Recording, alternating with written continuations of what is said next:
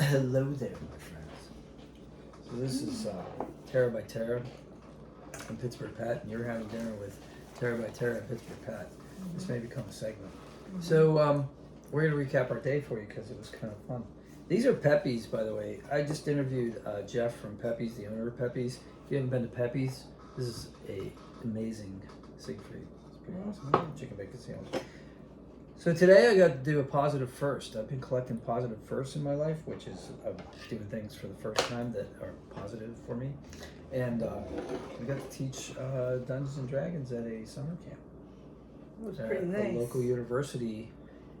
Yeah, to kids that were like 4th through 6th grade, so like 9 to 9. One was 9 and 2 were 11 years old. They were all boys. Oh my gosh, were they boys? So I started them out. I didn't even like say their names really. I just started them out, and like I was like, okay, imagine you're in a supermarket, right? And this man runs up with the uniform on. He says, well, I don't even know if I said uniform.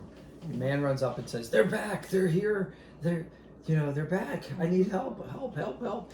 So originally I was going to have the store filled with like a couple of giant bees, but they focused on this one giant bee. So I showed them how to do perception, roll for perception, listen for bees, and hear the bees and all this kind of stuff. But like I always give my D&D players a way out without fighting, and I thought that like they might do that. No. No. So Tara was playing for the first time, and she was like, okay, we're going to open the window and let the bee out. Yeah, I was trying to use my powers of persuasion, which I kept rolling low. Yeah. I was trying to be helpful and try to communicate with this creature to see if it just wanted out. But like sometimes creatures aren't there to hurt you. They're just looking for an escape. Yeah, and the boys weren't having it. They were beating up on me. And then at the end, they used a flamethrower on me. That was crazy. Yeah, I was like, what? I've never had anybody use a flamethrower. Yeah, that wasn't cool. Literally not cool. Literally not cool. So, so that was, that's, I get it. Like, they're kids, and like they watch a lot of, they play video games, and usually in video games kill the bad guys, right? So, I get that. So the next scenario, they're like, can we go to a get-go? And I was like, I was gonna go do a D&D thing. I was just gonna do the supermarket thing because I thought it could be like calm and introduce them to like certain like techniques, like movement and teamwork and things like that, and no weapons, but somehow they kept looking for weapons in the supermarket. And I'm like, they don't have flamethrowers in supermarkets. Like they don't exist, right? So anyway, so I'm like, I was gonna go back, medieval kind of times because that's what D&D mostly is. So no, they were like to do the get-go thing. So I'm like, all right, we'll do a get-go. So we take the map. I draw like the pumps and the get-go and the ice machine. And Tara's like, how about an air pump and a vacuum and all this sort of stuff. And a tanker. And the one kid's like, well, can we have a tanker truck over here that's filling up? And I should have known right there. Yeah. But I missed that. I'm like, yeah, sure, I'm making it realistic. So that should have been my first clue. This was going to go horribly wrong. So I had this little figurine of like Maleficent from Sleeping Beauty, right? Yeah. And I put Maleficent down, and I'm like, okay, there's this lady who's looking for her lost book. And I was going to have it like revealed that she was a witch looking for a spell book, right? And I didn't know how it was going to go. We were using story dice. If you ever seen story dice, they have little pictures on. So you roll it and you make like up stories. And that was kind of like we were playing freeform like that. It was not a pre-made adventure at all.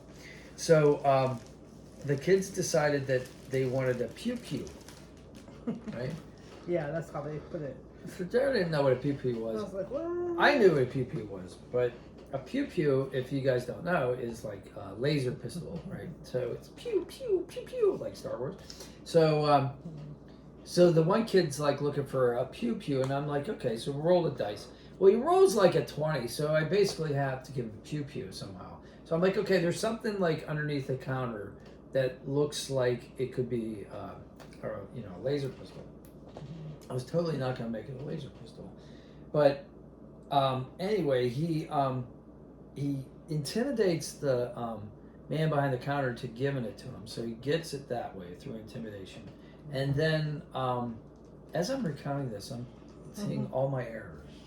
So the second kid wants to pew pew, and I said, well, there's a bunch that there are things that look like that, but they're on the wall, but they say they're water pistols.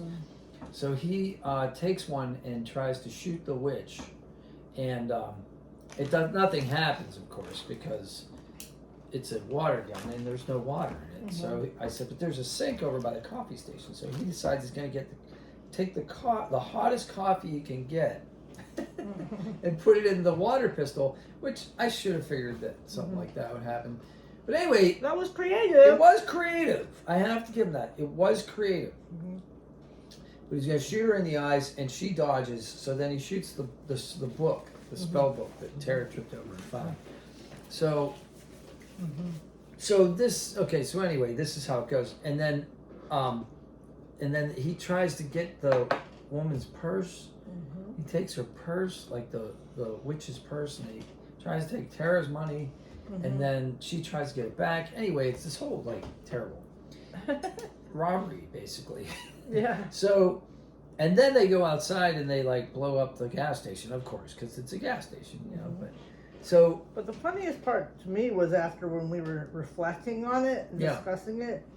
He was like, no, it wasn't really like I was being mean to you. Like I was doing. He was able to somehow validate and turn all of his actions into something that was positive. Yeah, it was that was kind of twisted. Yeah. So yeah, he was trying to justify his actions, and then. So we all go outside. So the three boys are like, the one guy's like, can we go outside? And I'm like, well, it's kind of stuffy. So there was a door. We went out back, and we're on the back porch. It was just me and the three kids. And then these two ladies, rather austere looking in black garb. There's a convent next door. I'm not saying that that's related in any way. I'm just saying this is what happened. Yeah. And they walked past, and I could hear the one saying to the other, yeah, there's a summer camp.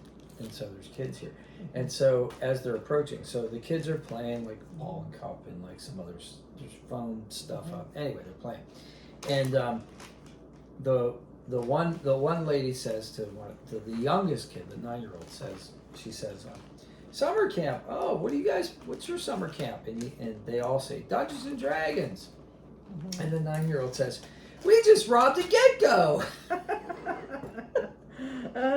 And I'm like, face palm. Oh, I am not being invited back. I am gonna get this. Yeah, what did you learn today, son? Well, we just robbed a get-go.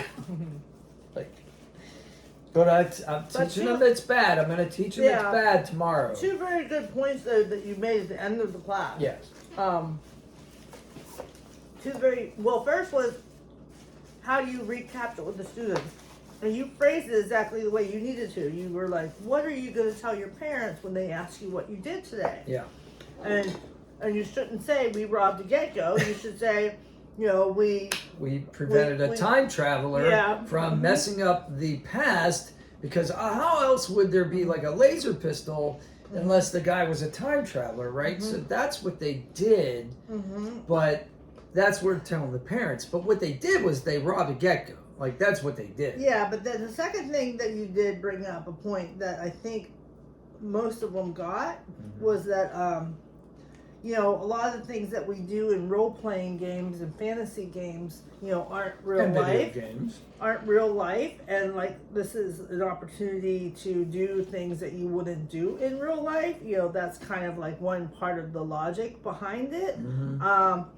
Escapism and all of that. So it was good to make that distinction with kids, because you do hear these stories about people that just lose their sanity and think that they can't switch it off and on. Yeah, they think that that world is the real world.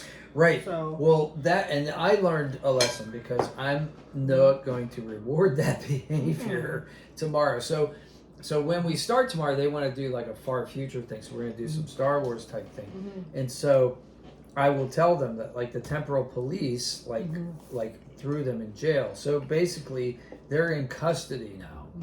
And their only way out is to do this next mission. So it's going to be like Andor, basically. Yeah, Or not Andor. It's going to be like Rogue One. Are you going to do some character development? Yeah, exactly. So we're going to create new characters. They're going to create new sheets with their character class on it. Yeah, and real. yeah, and they're going to roll dice and for their traits, or we're going to do a point buy or whatever we want to do. Yeah.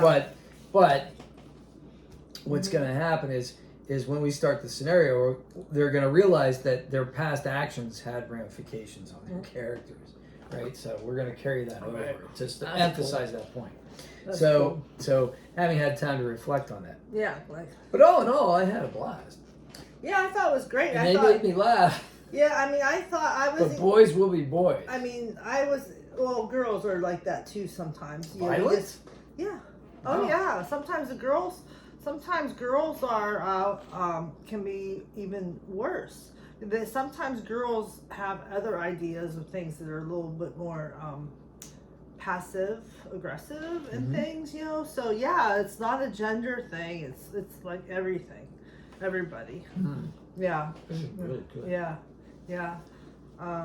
So that's one thing that, you know, might come into play in future D&D classes. Like, I would like to have you set you up to work in some of the other places that I work, because some of the kids are generating, you know, through my business, but like through our business. Yeah. Because I see when I talk to people, kids, pre-teenagers, younger teens, they're kind of interested in it. Well, here's the thing I forgot about the tanker though. We had to Yeah. we have to resolve this. So after the petty theft, the at simulated gunpoint, the one kid runs out past his Porsche. He has a Porsche, right? So this is another thing. He's got a Porsche that he filled up with gas before all this happens, and then he gets the tanker truck and rams into the building or parks in front of the building, and then they're gonna like blow it up, and they take off in their Porsche. That, you know, as a getaway vehicle, that is probably the least inconspicuous vehicle you could use. So they're definitely gonna get caught, right? Like they're gonna get caught. Yeah. So like, why did we get caught? Well, you were driving a bright red Porsche 911 convertible with 3 people in it. And you know what I mean? Like this is and from a gas station is now Inflamed. basically a mushroom cloud has gone up over the suburbs, and so It's so this funny. got out of hand real fast. Anyways, that was a really cool class, and I'm really happy we did it. It was fun. We'll come back and do 4 more days Yeah. So of it. stay tuned. Maybe we'll do another one of these, and thanks for Yeah. watching. Oh, and tell me some of your DD adventures and some of your one shots in the comments below, because I need as many ideas as I can get.